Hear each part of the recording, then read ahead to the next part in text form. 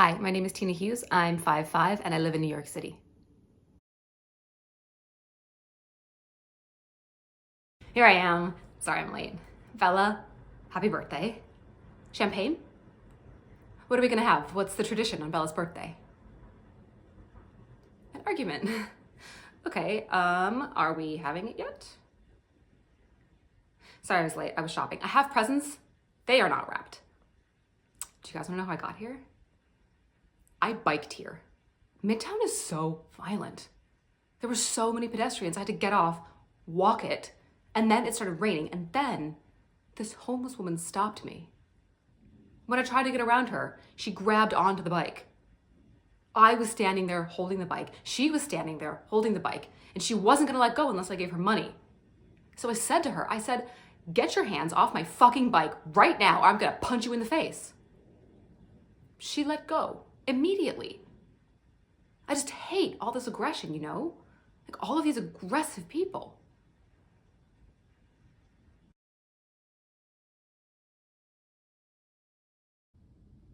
When Rose first asked me to speak at her wedding, I was excited and I was nervous because I wanted to get it right. So I wrote it and I rewrote it and I said it to Viv over the phone and she told me it was ready. And then Rose died.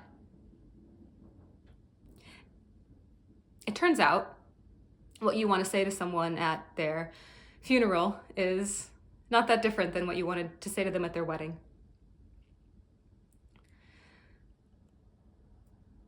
I met Rose 8 years ago at college. That's when me and Viv chose her and she chose us. Rose made life seem so easy. She just had this appetite for life. She loved so many things. She loved men. You know, that's something that's often said with a sting in the tail. She loved men. She is indiscriminate. She didn't love women. But nobody who has sat by a market stall for 20 minutes in the snow while she picks out an orange would ever call Rose indiscriminate. Me and Viv are women and she loved us. When you have a friend like that, you think that that arrangement is for life. And when they pull out, even by accident, even because they just stepped off a curb without looking, you feel sadder than I thought was possible. Me and Viv are gonna have to keep growing up without Rose. And it's not gonna be as good.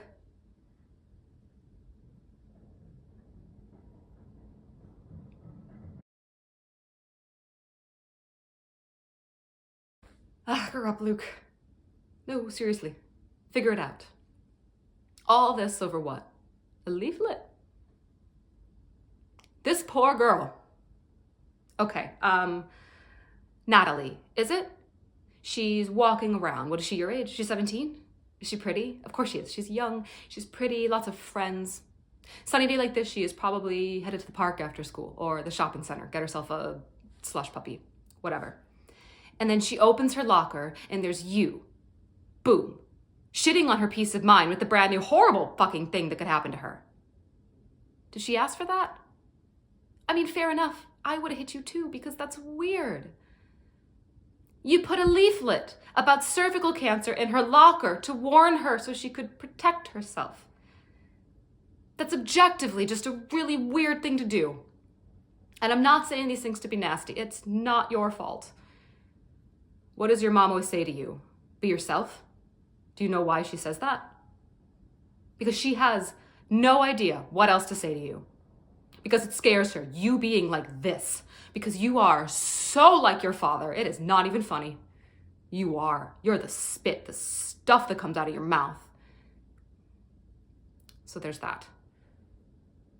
You know, maybe you can't help behaving like a Fruit Loop, but if you can, I would say give it a really hard try. Because if you can, knock it on the head now. Because if you can't, I don't see you having a very happy life, sweetheart. There, okay? That's it. That's done. I'm only saying these things to help you. Forget about it now. I'll make you some tea.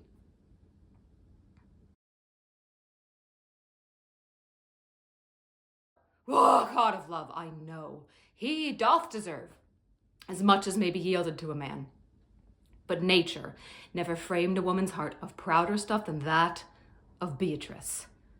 Disdain and scorn ride sparkling in her eyes, misprizing what they look on, and her wit values itself so highly that to her all matter else seems weak. She cannot love, nor take no shape nor project of affection, she is so self-endeared. I never yet saw a man, how wise, how noble, young, how rarely featured, but she would spell him backward. If fair-faced, she would swear the gentleman should be her sister. If black, why nature, drawing of an antic, made him a foul blot. If tall, a lance ill-headed. If low, an agate very vilely cut. If speaking, why a vein blown with all winds. If silent, why a block moved with none. So turns she every man the wrong side out, and never gives to truth and virtue that which simpleness and merit purchaseth. No, not to be so odd, and from all fashions as Beatrice is, cannot be commendable. But who would dare tell her so?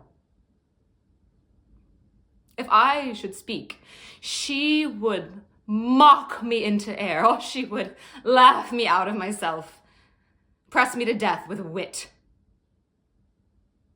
Therefore, let Benedict, like covered fire, consume away in sighs, waste inwardly. It were better death than die with mocks, which is as bad as die with tickling.